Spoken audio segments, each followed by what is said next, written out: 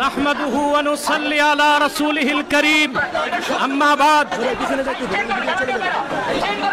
সম্মানিত সভাপতি, বাংলাদেশের শীর্ষ পর্যায়ের ওলামায়ে কেরাম, সংগ্রামী সাথী ও বন্ধুগণ, আজ আপনারা এখানে কেন উপস্থিত হয়েছেন ভালো করেই অবগত আছেন।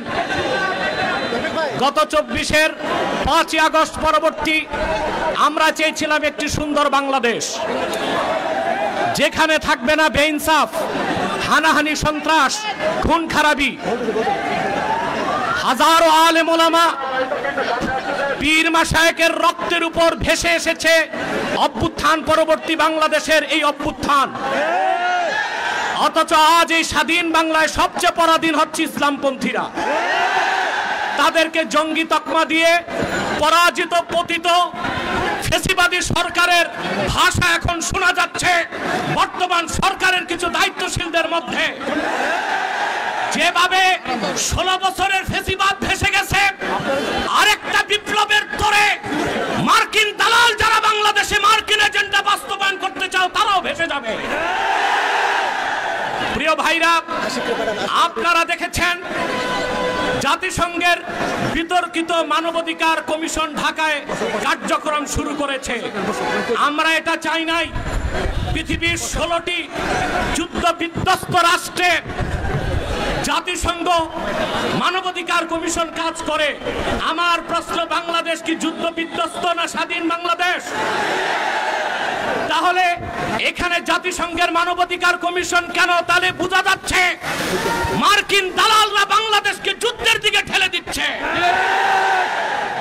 এক সাগর রক্তের বিনিময়ে হলেও ৫৫,০০০ বর্গ মাইলের বাংলাদেশের কোন ১ ইঞ্চি জায়গায় মার্কিন আগ্রাসনকে প্রতিষ্ঠিত হতে দেওয়া হবে না, হবে না, হবে না। প্রয়োজনে সাইফুদ্দিন কুতুস, রুকনুদ্দিন বাইবার্স, শাহজালাল ইয়ামানির উত্তরসূরিরা আরেকবার দেশের স্বাধীনতা রক্ষায় সশস্ত্র বিপ্লবের ডাক দিতে বাধ্য হবে। আমি বলে থাকি, জাতিসংঘ, United nation is nothing but A Christian club. জাতিসংঘ মুসলমানের পক্ষে কখনো কাজ করে না। অমুসলিমদের অধিকার রক্ষাই তাদের কাজ। গাজাতে বছরের পর বছর নিরীহ মুসলমানকে হত্যা করা হচ্ছে, সেখানে মানবাধিকার কমিশন কেন না? কাশ্মীরে মুসলমানদের হত্যা করা হচ্ছে, সেখানে মানবাধিকার কমিশন কেন না? চায়নার উইগুরে মুসলমানদের হত্যা করা হচ্ছে, সেখানে মানবাধিকার কমিশন কেন না? আমরা জানি মানবাধিকার কমিশন কেন। আল্লাহ ও তার আখিরি নবী নূর নবীজি মুহাম্মদ সাল্লাল্লাহু আলাইহি ওয়াসাল্লামের আরশচুম্বী সম্মান মর্যাদার বিরুদ্ধে যে কুলাঙ্গার সাতেম কাফেররা বক্তব্য দিবে, তাদের শাস্তির দাবি করলেই মানবাধিকার কমিশন তাদের পক্ষে ঢাল হয়ে দাঁড়াবে। খেলাফত প্রতিষ্ঠার কথা যারা বলবে, জিহাদের কথা যারা বলবে, জঙ্গি তকমা দিয়ে তাদের কারাগারে বন্দী করতে চায়, আর সুযোগ দেওয়া হবে না। কোন একজন আলেমকে জঙ্গি তকমা দিয়ে জেলখানায় ঢুকালে জেলখানার ইটগুলোকে একটা একটা ছুটিয়ে দিবে বাংলার।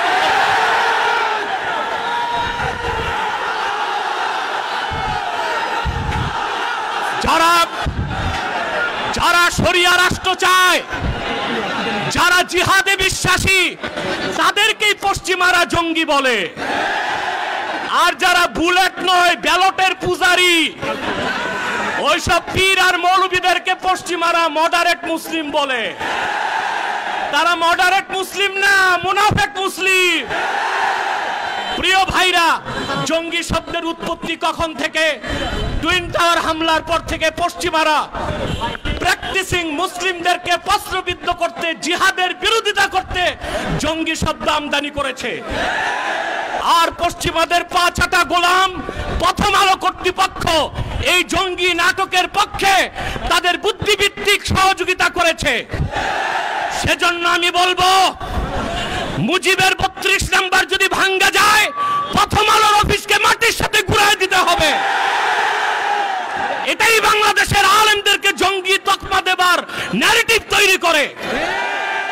জঙ্গি জঙ্গি, আমি বলি জঙ্গি খারাপ না, জাং থেকে জঙ্গি। জাং মানে যুদ্ধ আর জঙ্গি মানে যোদ্ধা। উত্তরা দিয়াবাড়িতে জঙ্গি বিমান ভূপাতিত হয়েছে, সেটা কি সন্ত্রাসী বিমান? না। যিনি পাইলট ছিলেন তিনিও জঙ্গি যেহেতু যোদ্ধা, মুক্তিযোদ্ধারাও জঙ্গি যেহেতু যোদ্ধা।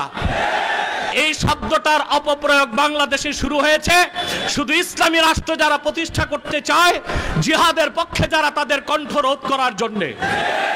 তা মেনে নেওয়া হবে না, বরদাস্ত করা হবে না।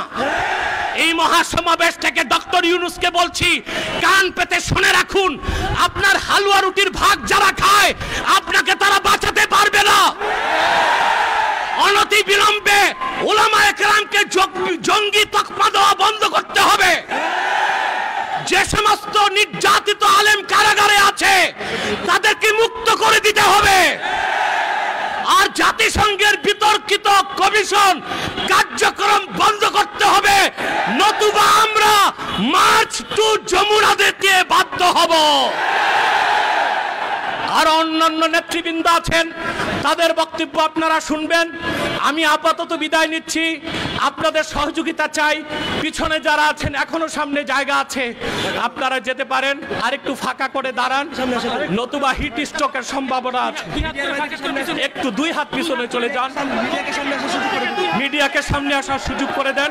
ওয়াখির দাওয়ানা আলহামদুলিল্লাহি রাব্বিল আলামিন।